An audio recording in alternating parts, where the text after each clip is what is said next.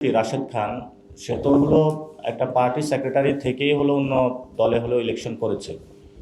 তো হলো ইলেকশনের আগে হলো বিক্রি হয়ে গিয়েছে, তো বিক্রিত মালের আলাপ হলো, আর কি বলবো সেটা জারি রাখবো বলেছিলাম। তো তারা আমাদেরকে বলে নাই যে এই ধরনের কোনো কনসার্ন আছে বা কোনো কিছু, আমরা স্বাভাবিকভাবে ছিলাম এবং আমাদের সামনে লোকজনও ছিল, হাতে গোনা কয়েকজন, 10, 15, 20, 30 জনের মতন ছিল। তো আমরা সবাইকে ইনফর্ম করেছিলাম। দ্বিতীয়ত যে বিষয়টি, রাশেদ খান সে তো হলো একটা পার্টি সেক্রেটারি থেকেই হলো অন্য দলে হলো ইলেকশন করেছে। তো হলো ইলেকশনের আগে হলো বিক্রি হয়ে গিয়েছে, তো বিক্রিত মালের আলাপ হলো, আর কি বলবো।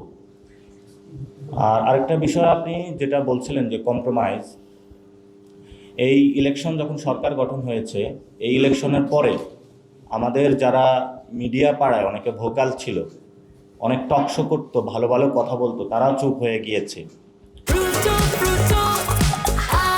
প্রাণ ফ্রুটো, সময় অসময় ফ্রুটোময়। অনেক দেখবেন যে মানুষগুলো হলো জনগণের পক্ষে লড়াই করেছে। আপনারা কি এই যে সরকারের একজন উপদেষ্টা জাহেদুর রহমান মনে হয় ওনার নাম, সবাই হলো বাংলাদেশে আমরা যখন ইয়াং জেনারেশন ছিলাম, নট অনলি জাহিদুর রহমান, জুনায়েদ সাকির কথাও বলি, আমি তো ক্যাম্পাসে এসে তার প্রতি বিমোহিত হয়ে ছাত্র ফেডারেশনে করা শুরু করেছিলাম। ঠিক আছে, তো যে মানুষগুলোর কথা দ্বারা মানুষ মোহিত হইতো, মনে করতো যে আমার ভয়েসটা সে বলতেছে, আমি জাস্ট 2টা এক্সাম্পল দিলাম। এই মানুষগুলো তো কিন্তু জাস্ট হলো পদ পেয়ে হলো মুখ বন্ধ হয়ে গিয়েছে, চুপসে গেছে। এটা শুধু এই 2 মানুষ না, আমাদের কালচারাল জগতের অনেকে হলো চুপ হয়ে গিয়েছে। আমাদের যারা দীর্ঘদিন ধরে রাজপথে লড়াই করেছিলেন তারাও চুপ হয়ে গিয়েছিল। আমরা তো ক্যাম্পাস লাইফে আমরা অনেক ছাত্রকে দেখেছি যে নূর যখন মার খাচ্ছিল, যে তার জন্য মাঠে নেমেছিল, আন্দোলন করেছিল। নট অনলি ওই সময়, এই প্রথম যে জাতীয় পার্টির অফিস দখল করতে যখন নূর গিয়েছিল একটি গোপন প্ল্যান অনুযায়ী, তখনও কিন্তু সে মার খাওয়ার পর আমরা তার প্রতিবাদে মিছিলটা করেছিলাম। এবং এই বিএনপির অনেক নেতাকর্মী, আমরা যখন ক্যাম্পাসে থাকতাম, ছাত্রদলকে যখন মারতো তখন আমরা ক্যাম্পাসে দাঁড়াইতাম। ওরা তো হলো ওই যে শহীদ মিনার, আপনার ঢাকা মেডিকেলের এই পাশে আর আসতে পারতো না, ওই পাশে হলো চিপার মধ্যে বসে বসে থাকতো। এগুলো সবাই ওরাও জানে, আমরাও জানি।